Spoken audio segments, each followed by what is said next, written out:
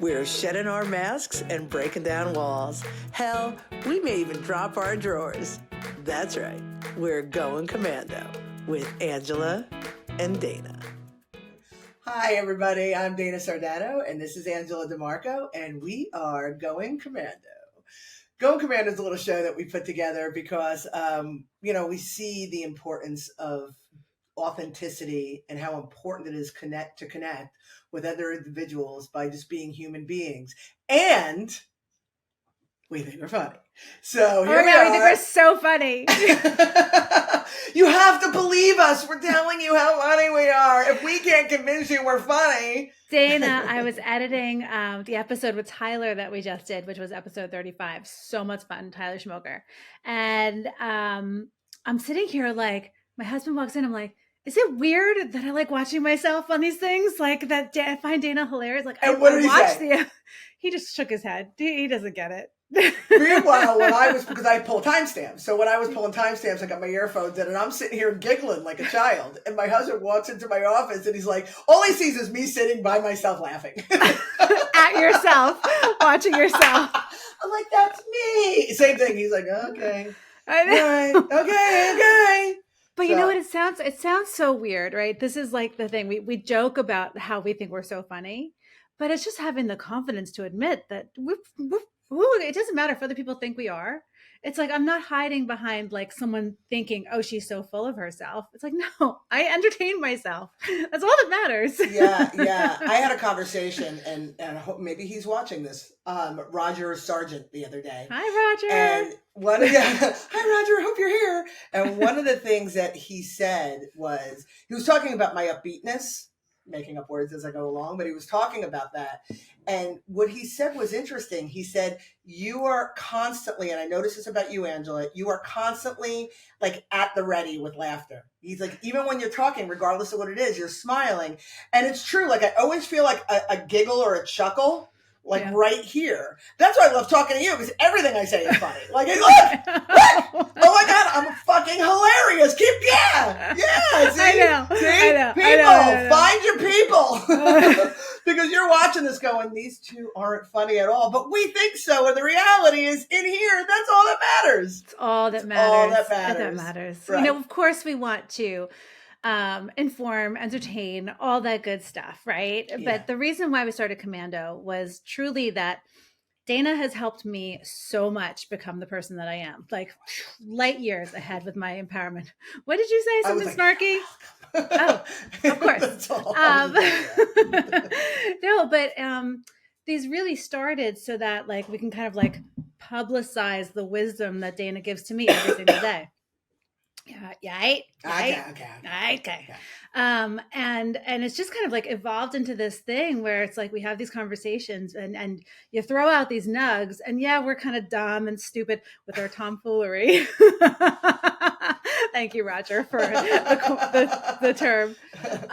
But really it's I personally, my intention with all of this is for everybody to get to know how amazing and wicked smart you are. And, oh my God! Seriously, like no. But like it's just like my growth has become exponential, and it continues. It continues every day because I follow the guidance that you have. This inner wisdom, Confucius say. That's a lot. But it helps. And so just roll into why we're here. Today is our last episode of the season of 10 Recommandments for personal empowerment.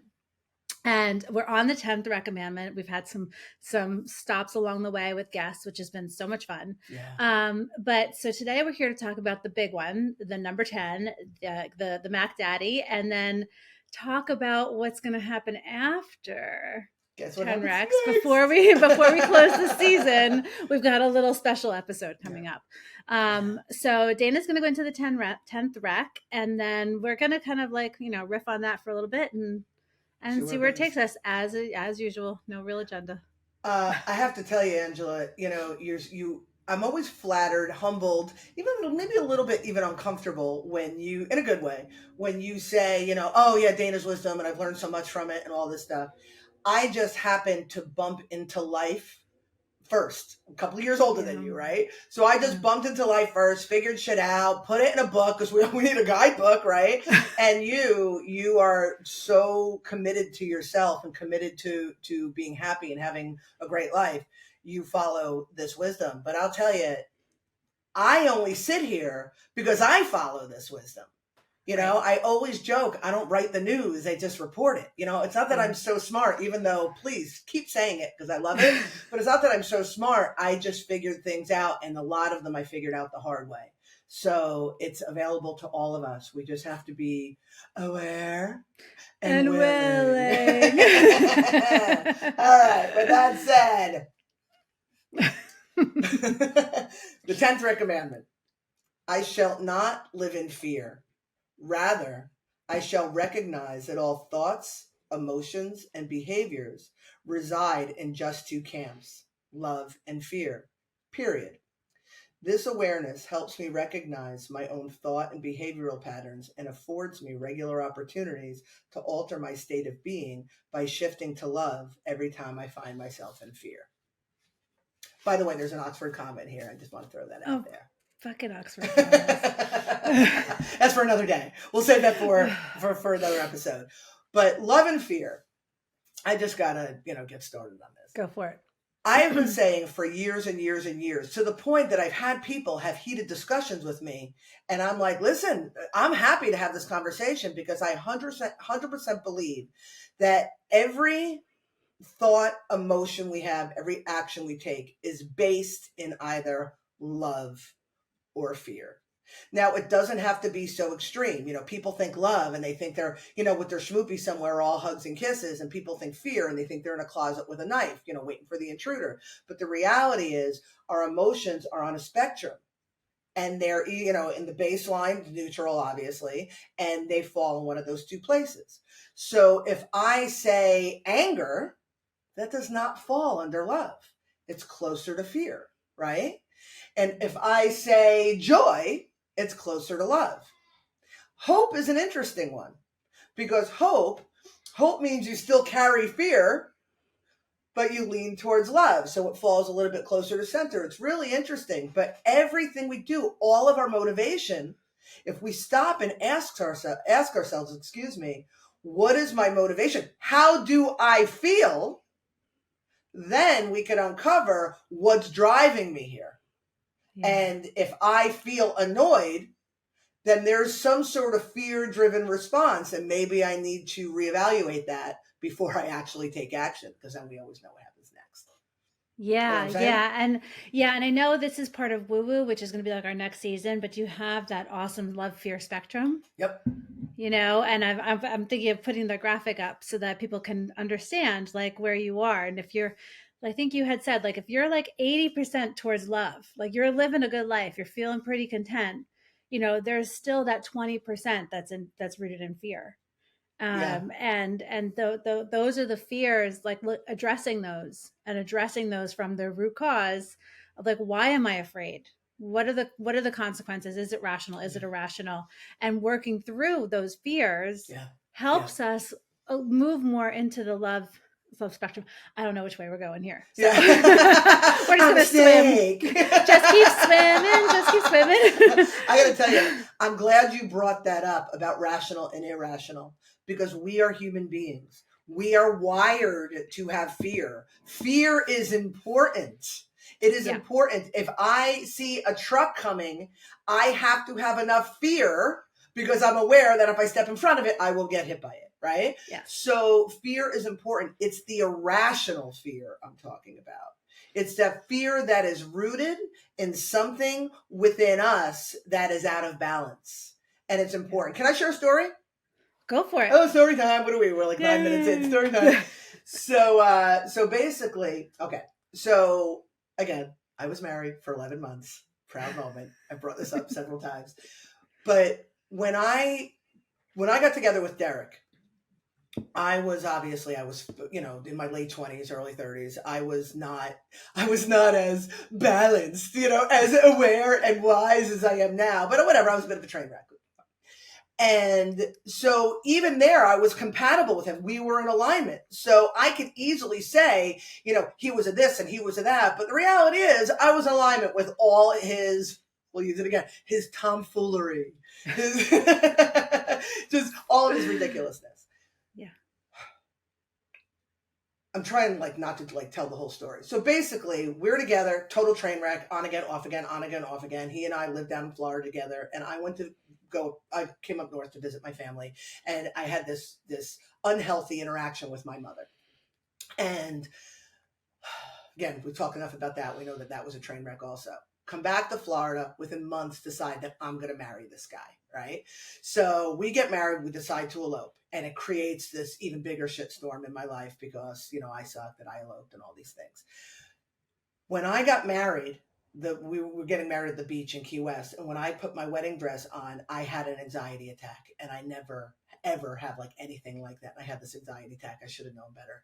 And we got married again, as you know, 11 months later we end. That was probably the shortest version I could give you. In hindsight, I realize that I married this guy for a variety of reasons. One is I was angry at my mother. I would never have admitted it at the time. Two is I was so fearful of losing him because it was so on again, off again.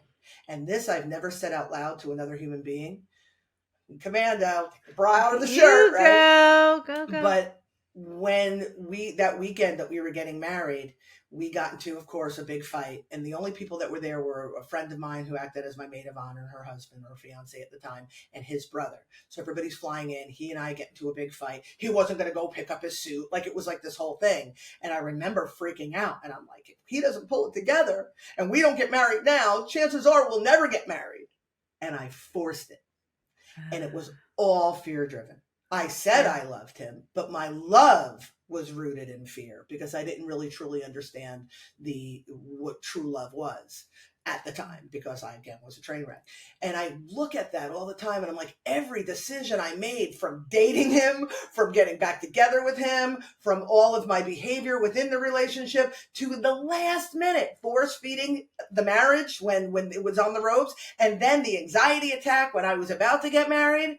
And then I'm like, I wonder why it didn't work. He must have been a jerk. No, every decision I made was rooted in fear. It was crazy. Ooh, I get the ickies when I think about it. Thank you for sharing that, Dana. Yeah, it's a very vulnerable moment. Very vulnerable moment. You took the words right out of my mouth. But yeah, it's uncomfortable. I look like a loser in this story. No, but that's the thing, right? That's the thing, is to be able to, if you had the tools now, if you only knew then what you know now, Jesus right? Christ, yeah. Right. You would have known okay, I can't breathe in my wedding dress. I'm going to throw up. Didn't you actually throw up on the way or something? No, I was on high alert. I was window down, face out the window. But you just said this perfectly. If I only knew then what I knew now, but I only know now because what I did then. Exactly. And that's why I put it in things like this. Maybe somebody can, circumnavigate that harsh lesson by reading it in a book. You know what I mean? Yeah. There's no regrets, right? Because it was a huge lesson learned. It taught you so much. And the harder the lesson, the greater the growth. We grow through this stuff, right? And the hope is, we talk about this with our kids, right? Especially our daughters, because they're at that age. Maddie's 18 now. Your girls are, Mal's in high school. So it's oh God, here we go. Here we go. And our hope is that they don't have to, it doesn't have to be extremely difficult. You don't have to have these 11-month on again, off again, wanting to just be in that space to get the lesson, right? You can learn from other people if you're willing, and be open to suggestions. And that's why this work is so important, because life does not have to be hard. It does not have to be to learn the things that we need to learn. But if you can look at everything with no regrets, with saying, what did I learn from that? It helps empower you. Okay, I did that. I survived that. Yeah. I survived that, and it came out the other side. I got, I was beaten by my first husband, and whatever the case may be. But I certainly learned a lot about myself in that whole situation, being a single mom and broke and all that stuff. So, I commend you for having the strength to admit these experiences in your books and in his work. Oh my God. Yeah. It's like every once in a while, like I'll like open it up and take a look and I'm like, oh, I put that in writing. Right. For the world to see. Yeah, you're pretty much buck naked the whole time. Buck naked, for sure. For sure. Oh my God. And we are going to do another season and we're going to talk about woo woo. So I don't want to get too far into like the love and fear, like you can only love so much if you have so much fear. I think that's for another conversation because I would really like to kind of wrap them all up. You know what I mean? All the recommandments. Are you cool with that? Yeah, I'm cool. I feel like there's something else I want to talk about with fear, but please. I'm sorry. I'm just like, I just want to make sure that we give this enough airtime. Gotcha. You know what I mean? Like, I want to make sure that because it's such a big deal. And the minute, even like knowing your own stuff to help you like kind of get through your own, fear behaviors, like, why am I acting the way I'm acting? Or why am I feeling the way I'm feeling? It's because of finding the root. But it also helps you have empathy for other people. And and I think that this is so hard right now. Like, people are still kind of recovering from the whole lockdown and where they are and hating their jobs and being miserable in relationships and stuff like that. And why does a partner act a certain way? Well, it's because it's fear, right? It's not because they're jerk stores. It's not love. It's not love. It's not love. And it is whether it's rational or irrational. You know what I mean? Like you can have a relationship and there could be the fear of one person leaving, which is a rational fear because it's something that could happen, right? But then if the other person is really not leaving and they're like, what is wrong with you? It's in your mind, and it's totally irrational and the relationship is strained. So it's important to really understand the differences. Like you said in the beginning, fear can be rational. It's a natural instinct to help keep us safe, right? I have a fear of heights. I remember when I was in Paris and it was a year after 9/11. So I had PTSD because I was in the city, and that's a whole story for another day. But I remember like I was just like scared of everything. And I didn't realize I had a fear of heights till we went up the elevator to the first like big part of the Eiffel Tower. And I got out and I stuck to the wall. I could not move. And it was open. I'm like, this Tinker Toy is gonna fall down. Like it was obviously irrational, but everybody's walking around safe, taking pictures. Oh, bonjour, bonjour. And I'm like, woo! And my starter husband at the time was like, "You good? I'm gonna go up to the top," and he left me there. Which helped the fear. I'm sure that calmed you right down. Oh my God. And then he proceeded, as we were taking the elevator down, like he had to literally hold my hand to get in the elevator. He's showing me video from the top of the fucking Eiffel Tower. Now my fear was not just about heights. It was because it was rooted in this whole trauma that happened, with 9/11 and buildings falling and shit. So you also didn't feel safe with him. I did not feel safe with him. Even though if you felt safe with him, it would have changed everything. Yeah. Oh my God. 100%. I know. I keep saying like, I really want to go back to Paris with somebody I like. I went that time for our honeymoon, and then we went to Termini in Italy and on the Amalfi Coast. Oh my God. Yeah. But I could not stand being with him. I remember like there was no TV in our house that we rented, and I'm like, oh my God, I have to talk to him. Anyway. Oh my God, it's too much. Oh my God. Yeah, and then I went back to Paris after he beat me up, like literally on the plane. My aunt was over there, and so those are my experiences with Paris. But I love Paris. Oh someday I want to go back. But yeah, so I just wanted to help people understand that this is the balance. There's always love and fear.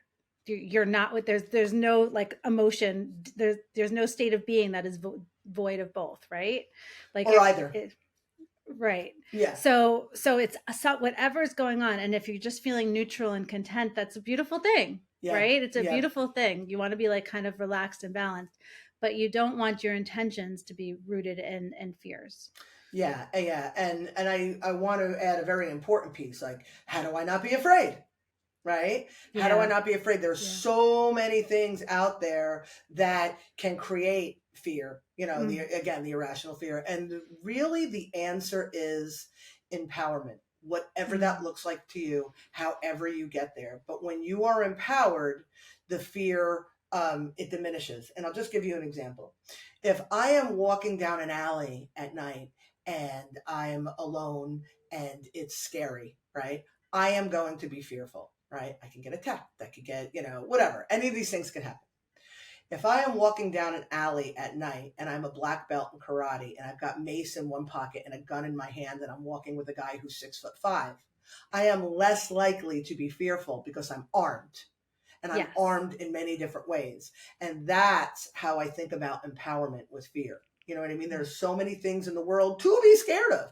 And if I'm being honest, the collective consciousness, my computer, I just got scared. That's ironic.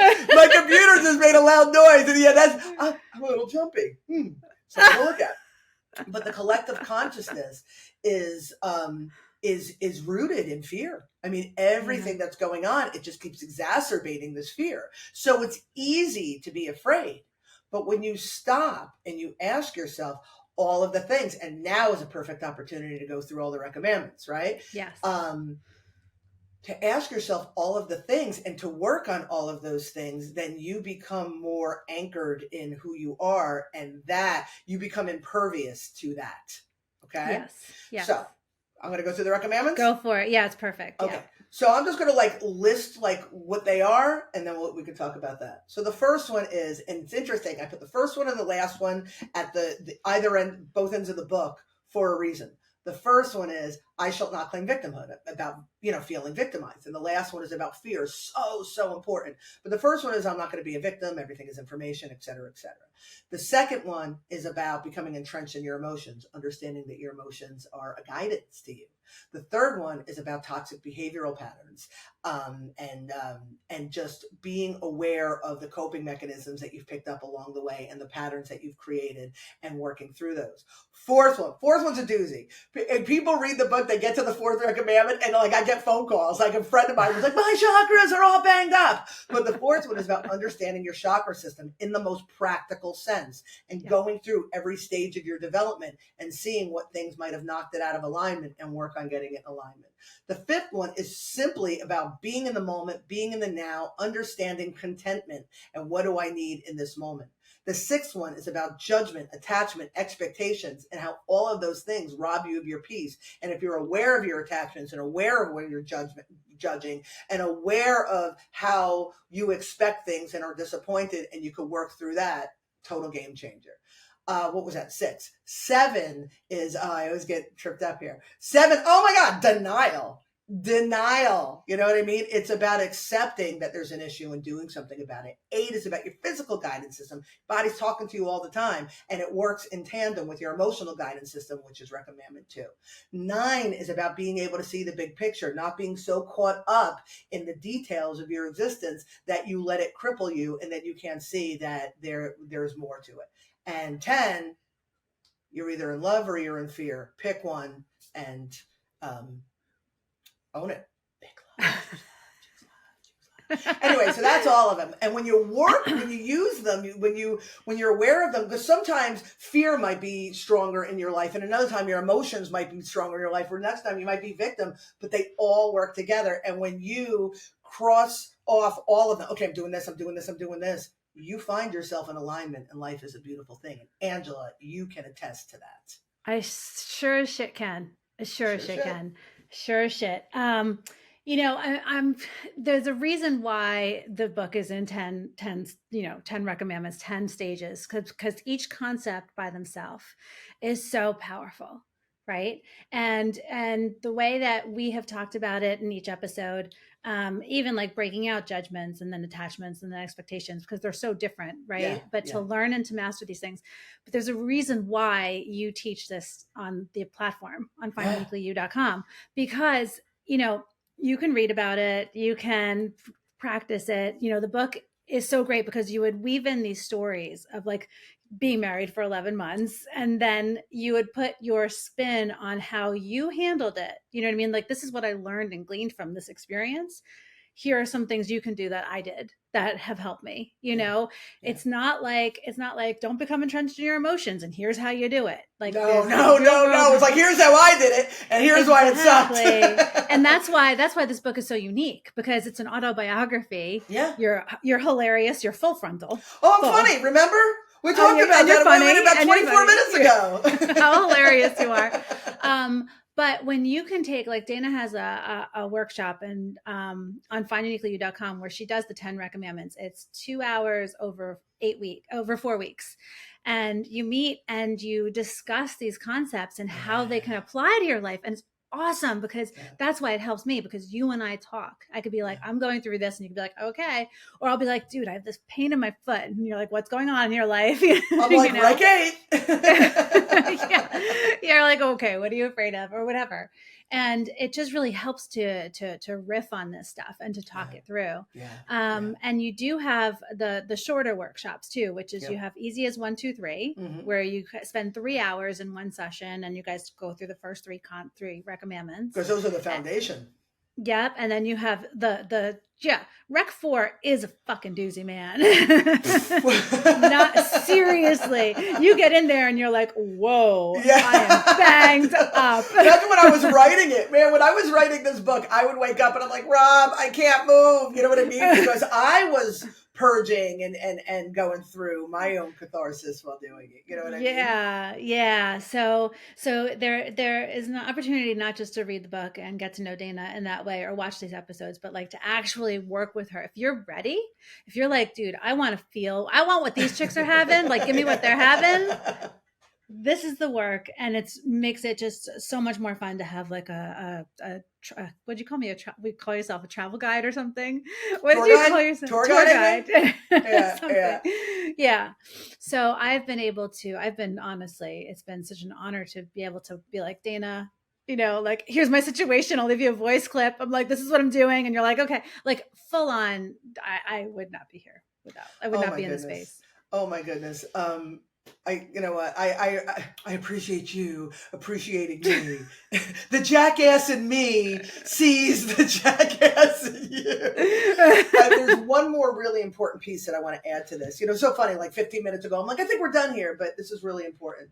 There's so many people that can be like, but I do all the things, you know what I mean? Like, I've read the books and I do all the things, you know, I practice gratitude. I have appreciation. I sit in quiet, you know, I cultivate inner peace, but really, really, truly, I talk about in woo-woo, and we'll talk about this in other episodes, how if your energy belies your mouth sounds, you're getting nowhere. So you can do all these things superficially. And I'm not saying you're superficial. You're not trying to be superficial, but you could do these things superficially. It's like throwing a Band-Aid on a gaping wound and be like, well, maybe we should sew it up. You know what I mean? Or maybe we should get in there and see what's going on. So, you know, you can practice gratitude, but if you're truly not feeling it, you can't force yourself to feel it. You have to go back. And that's why each chapter is so important, because it gives you the opportunity to go, oh, that's where this comes from. Oh, that's where it's root cause. Root cause. I can hear Rob's words. You and your root causes. I'm like, that's all it is. Root cause, figure it out. Just to that point. So there's also a lot of people who are like, with the manifestation. Right? I can manifest the life that I want. And yes, we are all magical beings. We are all capable of creating the life that we truly desire, like whatever makes us happy. But if you are on the outside doing all the things, making the vision boards, but you are not listening and healing those root causes, those are the intentions behind what you're trying to manifest. Yeah. Like it could be like, if you're not happy in your relationship, that's just like, relationships are the easiest one, right? Because they're so like, that's where all the emotions are. But if you're not happy, but you don't know what it is and you're not doing anything about it, but yet you're manifesting a Ferrari, like inside, like your insides are feeling unhappy in that relationship. So that Ferrari is very far away from coming your way. Yeah. And the Ferrari's not going to solve your problems either. The Ferrari's not going to solve your problems. Not going to solve your problems. Very important PSA. The Ferrari is not going to solve your problems. It'll make you look cool, But the goal and desire should be for your actual contentment first. And once you are in that space of knowing who you are, aligning with what really you want in life, really, truly, emotionally, physically, environmentally, if you align with that, everything comes to you without you even having to put it on a vision board. So there's my PSA for the day. Are you proud of me? Asshole. No, it's so cool. It's so cool. You know, we've been talking a lot lately about appreciation, or at least I've been talking a lot about appreciation. Yeah. And the real sign of appreciation is when somebody, like if you're working with somebody or helping somebody and they, thank you is great. But when they're living it, they're walking it. And I feel so appreciated when I see how you live your life. Yeah. You know what I mean? Yeah. You don't even have to say it. And you do shout it from the rooftops. And you do, to the point where, like I said, I get a little embarrassed, but don't stop. But you do. But you do that. But I watch it. There's a term, and most people know this term, it's called an asshole. You know what I mean? And people who are like, oh, what do I do? Blah, blah, blah. And you tell them, and then they just do what they want anyway. And then they come back and they ask again. They're assholes. You know what I mean? But when people are willing, and then you offer the awareness, and then they go and do something about it. Oh my God, we're the rest of us are on the sidelines, like, and those who are booing you, just because they can't do it themselves and they have not yet done it themselves. And there's a piece of them that's like, oh, right. So just ignore your critics. Ignore your critics, because the rest of us, if you're doing it, are rooting for you, kid. Yeah. There was one, when I started Uniquely, there was this one, I think I put an email out about something, and it was about oh my God. I was so green. And remember the investor guy who was like, how dare you? I've never heard anything so amateur in my life. And I'm like, yeah, dude, I'm an amateur, right? I remember the whole thing. And I think I wrote about it. It's in my book or whatever. And this one guy, one of the comments was like, let the haters hate until they ask you for a job. And I love that. You know what I mean? That always stuck with me, because it was like, it's true. Let the haters hate. Doesn't affect you. Don't feed into it. It doesn't matter. Just have your own empowerment, your own confidence. Yeah. To that point, and I know we're wrapping it up, but I was just on YouTube the other day, because I'm putting the shorts and doing all that shit. And I noticed one of our reels got like a billion views. Like everything else, it was like 7 views, but it's got like a billion views. And I was looking, people like it. And they're normally, when people are liking, it's like 100%. Either like it or they don't. They like it, they like it, or they don't acknowledge it. Right? Yeah. But this one, it was like 73% likes. So how many of her likes were? There were a handful of dislikes. Ooh, that's fun. I know. My first reaction was like, ooh, like, why don't you like me? And then my thought was like, ooh, good. Yes. Good. Because you don't want everybody to like you. Because if everybody likes you, you're vanilla. You're vanilla. Yes. Right? Yes. Everybody's like, and if people don't like vanilla, they don't dislike vanilla. They're just like, okay, I'm vanilla, all right. But it really takes a bold person. It takes a warrior to be that bear claw, to be that rocky road, to be what not everybody could tolerate, because you're truly being who you are. So when I saw those dislikes and I got that irrational fear went away, it was pretty cool. I was like, oh my God, and then it went away. I was like, cool. Yeah, they don't like us too. Yeah, right. And they like I always said, when I got divorced from the starter husband, there was so much anger and so much hatred, truly, for the situation. And it was all consuming. And the minute the shift happened for me, I went to indifference. So there was love and hate, and then there's indifference. And then you can mosey on over to compassion. Yes. When you're, I know we're going way over, but this is really important. It went in my brain and out of my brain before. Oh, it went out again. Oh my God, that's so funny. Compassion, mosey over. Wah, wah. Like it was one of those things. I was like, oh, this is wicked smart. And then I was like, oh, it went away. And then I was like, this is wicked smart. Wow, man. Okay. Wow. Yeah, the 90s were rough, man. There was a lot of this and a lot of, there was a lot. There was a lot. So it's not. Okay. It's going to pop up and I'm going to like yell it at the very end. That's fine. You can just pop it in anytime you want. So that's what she said. So this is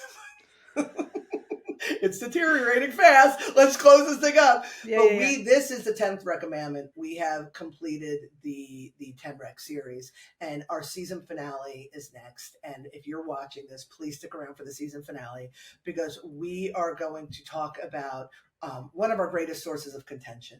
And that is the letter that I had to write to Angela, because she doesn't have ears to hear and eyes to see. So I had to... Let's just say that leading up to was a lot of passive aggressiveness, you know, like let's just say there was no clearness about it. There's nothing passive aggressive about me. Oh, well, no, it was like you were angry and you were this and that, but you never gave me any kind of like alternative. You were just pissed off, right? And then all of a sudden I get this letter that you're breaking up with me, and that was out of left field. Oh, we're talking about the same situation, because that's not what happened. I wasn't angry. I wasn't. Listen, if we're being honest, you know how sometimes you don't know you have to pee until you sneeze, and you're like, oh crap, I just peed my pants, because you're not really paying attention, because you're focused on the task at hand. That was really what it came down to. Like, if we're being honest, like I was so focused on our success, right? I didn't realize I was focused in that order, yours and then our success. And I was uncomfortable. And I tried we did say things, we did alter things, but I didn't realize how bad it was until I sneezed and peed my pants. And that's when you got the letter. So that's really, like, when people say passive aggressive. Wait. Yeah. Let it be for the record that you just agreed that the letter was P. Okay, everybody, thanks for coming.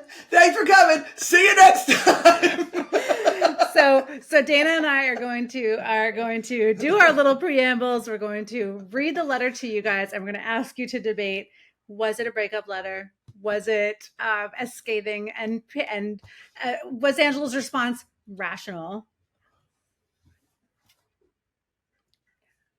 So stay tuned for that, everybody. It's gonna be interesting. I think we're gonna be a therapy session after. I can see why you call it a breakup letter, but it really was not scathing. Like, you were fucking. Okay. So you're leaning more towards my camp. Oh my God! Goodbye, everybody. Thanks. 37 minutes. Nobody wants to hear this shit. Goodbye. Bye, everybody. Everyone has a story. I have a story. You have a story. We all have a story. As I see it, you have 3 choices. Allow your story to define you, use it to excuse you, or utilize it as a method to empower you. It's your life. You have the power. You choose. Rewrite your story on finduniquelyyou.com.